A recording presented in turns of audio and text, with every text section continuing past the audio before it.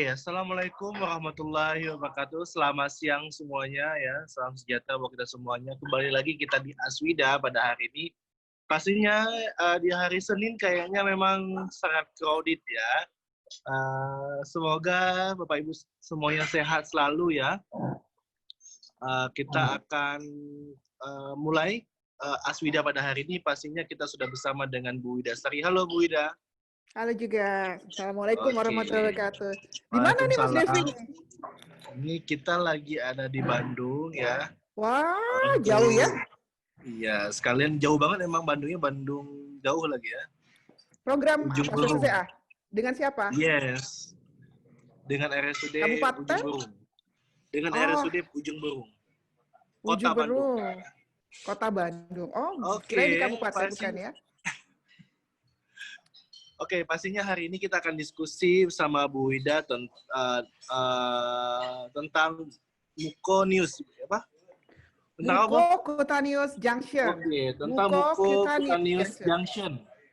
Ya, pastinya apa sih itu Mucocutaneous Junction pada hari ini? Nah, kita akan diskusi dengan Bu Wida. Banyak yang tanya-tanya tuh. Ini diagnostik apa lagi gitu ya? Luka apa stoma gitu kan? Soalnya ada mucocutaneous. Terus habis itu ada junction. Berarti ada pisahan ya, ada antara. Bisa? Oke. Nah, apakah ini, tuh saya udah siap-siap aja tuh. Pasti banyak yang tanya. Ini bagian stoma atau bagian luka gitu ya. Mukosa, kutan, luka. Ada mucocutaneous, tapi ada junction, ada pisahan. Jadi kenapa enterostomal terapi itu belajar perawatan luka? Nah, ini salah satu kenapanya nih Mas Devi. Karena nih ada perawat tanya penanganan stoma seperti ini bagaimana cara proses perawatannya. Nah, ini kebetulan yang bertanya adalah perawat menanyakan ke perawat ya.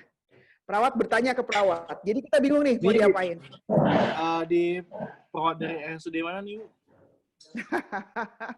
Rahasia lah Pak. Oh, jadi masih dalam rahasia. Oke. Jadi kalau kita lihat ini di depan ini nih stoma ya. Ini stoma, ini keluarannya. Oke ya. Ini usus ya, berarti ya ini ususnya, ini usus. Jadi ini diangkat ke atas jadikan stoma. Terus udah gitu ini kan ada kutan ya, ada kulit ya. Ada kulit. Terus ini jahitan nih sebetulnya nempel di stoma. Oke, stomanya pas dibalik terus ditempel. Tapi karena ada problems, bisa karena infected, bisa karena dia tidak menggunakan kantong stoma yang tepat, bisa juga karena biasa ada beberapa dokter bedah kita masih menggunakan kasa di pinggir, oke ya. Jadi kemudian menjadi junction nih, jadi belahan, jadi terpisah dia, ada pisahan. Nah ini untuk kasus stoma, peristomal skin, ya masalah di problem peristomal skin itu dikenal dengan nama Mucocutaneous Junction. Jadi gitu ceritanya Mas. Rumit ya? Kira-kira pasiennya rasanya apa nih? Rasanya pusing matanya. Pusing. Nyeri juga kayaknya ya? Ya, betul. Oke, rasanya nggak nyaman di situ ya. Kita lihat semua hampir 24 jam. Itu warnanya merah. Oke. Nah, ini tampak dari jauhnya. Tampak dari jauh. Oke, ini kondisinya. Memang ada beberapa luka memang yang nggak sembuh. Jadi kalau kita biarkan, itu bisa akan terjadi retraksi nih nantinya, Mas.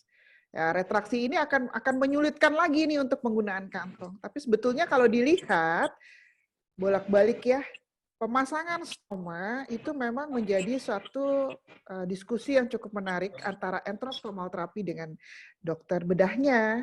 Karena meletakkan letak stoma yang tepat itu membutuhkan satu keahlian khusus yang dikenal dengan nama stoma sighting. Jadi kalau sudah terjadi seperti ini, yang harus dilakukan apa? Yang harus dilakukan ya perawatan luka.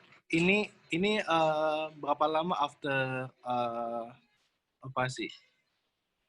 Kira-kira lama nggak kalau lihat dari model seperti ini? 3 minggu. Kurang dari itu justru. ya. Jadi down ya, habis ini kurang lebih sekitar 2 mingguan ya. 10 hari bisa juga sudah terjadi mucocutaneous junction. Jadi memang pada saat pembedahan stoma yang paling penting pertama, immediately pasca operasi adalah dilihat stomanya nekrosis atau tidak. Yang kedua yang harus dicek adalah kemungkinan resiko infeksi yang menyebabkan mucocutaneous junction.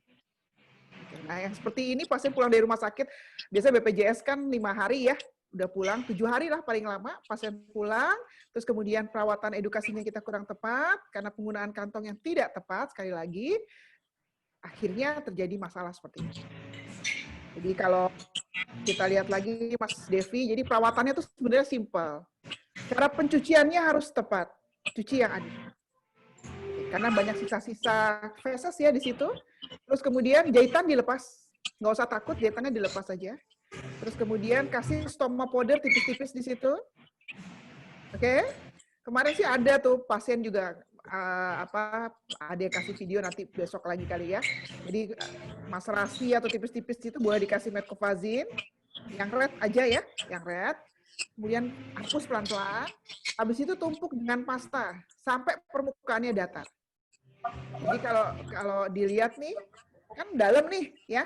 Habis dikasih powder, ya kasih powder terus tumpuk sama pasta. Sampai permukaannya datar. Pilih pasta yang tidak mengandung alkohol. No sting ya? Alkohol, ya no sting. Kalau mengandung alkohol, ya rasanya nggak karu-karuan kayak terbakar ya. Bisa dipentung nanti kita ya. Habis itu siapkan stoma plate yang tepat. Ya, stoma plate yang tepat. Suka atau tidak suka, pasien stoma harus menggunakan kantong stoma. Pagi tadi juga masih dengan isu yang sama, Mas Devi. Mencari kantong stoma bukan hal yang mudah di kita. Ya, jadi isu-isu itu tetap ada, tapi yang paling penting adalah bagaimana caranya perawat di rumah sakit juga paham bahwa pasien stoma memang harus membutuhkan kantong stoma. Nah, ini pastikan tampak demikian. Nah, dia ini penggunaannya ukurannya seukuran apa Bu? Nah, kan pasti orang mikir nih, tadi kan gede banget ya. Mungkin tadi ukurannya ada kali sekitar berapa? Berapa itu? 80, 90 diameternya. Nah, itu ukurannya pasti 52-an lah itu. Sekitar 50-an. Bukan, yang junction, yang mucocutaneous junction-nya. Oh, junction-nya. Junction-nya itu kurang lebih sekitar 2 sentian itu. 2,5. Jadi maksud kedalamannya sekitar 2 sentian. Oh, diameternya dia harus tertutup, Pak. Jadi tetap kita stomanya yang harus kita lihat. Jadi junction-nya harus di bawah base plate. Ya. Oke, berarti junction-nya di bawah di base plate ya? Iya, jadi kalau lihat stomanya, tetap yang diukur stomanya. Betul. Jadi junction-nya ini harus kita lindungi tadi. Kita kasih powder, kasih pasta. Ditempel sedemikian rupa yang tampak harus seperti ini, nggak boleh nggak. Tampaknya harus seperti ini. Jadi tetap kelihatan stomanya